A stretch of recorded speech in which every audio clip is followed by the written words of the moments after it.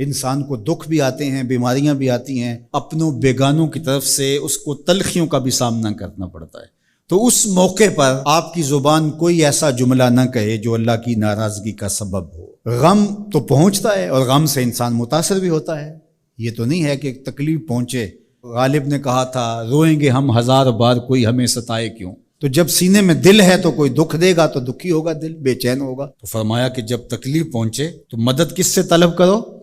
صبر سے، کہ اللہ مجھے توفیق صبر دے۔ روایت ہے کہ سلمان رضی اللہ تعالی عنہ حاضر ہوئے اور ان کے چہرے کے اوپر کوئی ایسے آثار تھے کہ جس طرح بہت بڑی پریشانی ہو۔ تو ان کو کہا کہ تمہارا جو دکھ ہے وہ اس کو کہو جو دکھ کا مداوع کر سکتا ہے، غم اسے کہو جو غم خار ہو، جو غم خار ہی نہ ہو اسے غم کہنے کا فائدہ۔ بعض اوقات لوگ خام خواہ بے چین ہوتے کہ میرے کو پوچھے تمہیں کیا ہے، چہرے کے اوپر جو ہے وہ خشونت سجائے، چہرے کے اوپر جو ہے وہ اداسی سجائے۔ آپ کو صدمہ پہنچے تو بعض کا ٹھیک ہے، انسان بے بس ہو جاتا ہے، اس کے چہرے بچھڑے سے اس کا ظہور بھی ہوتا ہے، لیکن کچھ ایسی چیزیں جو چھپائی جا سکتی ہیں اس کو چھپائیں۔ ہنس کے پی جا تلخی ایام کو ناصر، غم کے سہنے میں بھی قدرت نے مزہ رکھا ہے۔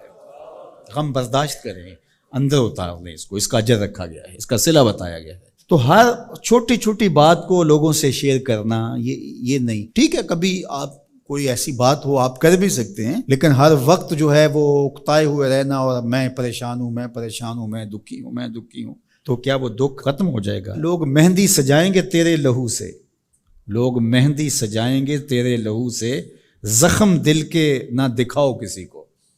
لوگ تو اس سے طرح مذاق بھی اڑائیں گے، اور جب تم ہنستے ہو تو زمانہ تمہارے ساتھ ہنستا ہے، اور جب تم روتے ہو تو زمانہ تمہارے ساتھ نہیں روتا۔ اس لیے یہ آنسو بڑے قیمتی ہیں، وہی بہاؤ جہاں شان کریمی موتی سمجھ کے چن لے۔ یوں ضائع نہ کرو، یوں ان کو برباد نہ کرو، لوگوں کے سامنے رسوا نہ کرو اپنے آپ کو۔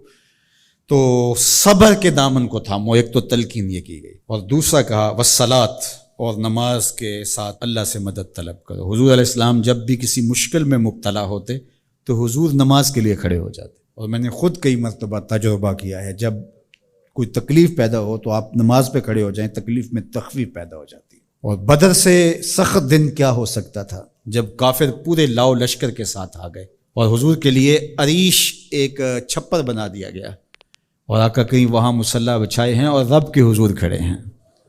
مشکل کے وقت جب کوئی سبب نہ رہے تو اس کے حضور آ جاؤ، وہ تمہاری ضرورتوں کا کفیل ہے۔ وَإِنَّهَا لَكَبِيرَةٌ إِلَّا عَلَى الْخَاشِعِينَ، اور یہ بہت بھاری ہے نماز پڑھنا اور صبر کرنا، لیکن جو اللہ کا خوف سینے میں پالنے والے لوگ ہیں، رکھنے والے لوگ ہیں، ان کے لیے مشکل نہیں ہے۔ بچے کو صبح اٹھائیں آپ نماز کے لیے تو وہ اٹھتا ہی نہیں ہے، بار بار کہہ کے اس کو اٹھانا پڑتا ہے، اور اس نے سوات کی سیر کے لیے جانا ہو اور دوستوں کو ٹائم دیا ہو، تہجد کے وقت ہی تیار ہو کے بیٹھ جاتا ہے۔ اس کا مطلب ہے کہ اس کو نماز کا شوق نہیں ہے، اس کا شوق تھا، جس کا شوق تھا اس کے لیے اٹھنا بھاری نہ ہوا۔